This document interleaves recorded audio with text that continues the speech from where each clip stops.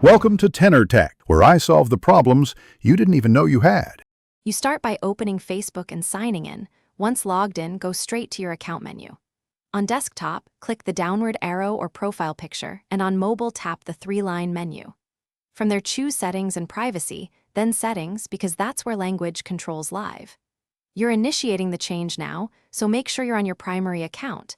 If you manage pages, confirm you're in your personal profile before moving to Language Preferences. Now you'll locate Language and Region, or simply Language Settings. This is the central control panel.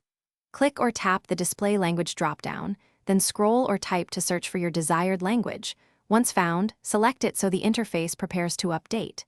If you want translated posts, toggle translation options and verify regional formats like date and time.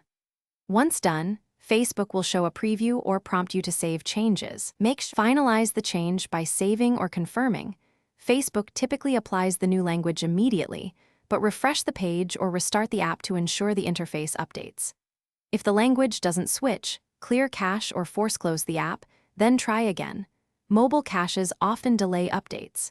If you see the wrong account or the option is missing, log out and sign into the correct profile, because language settings are account-specific. One quick troubleshooting tip: clear browser cookies if problems persist. Thanks for watching. Subscribe to keep your life in tune.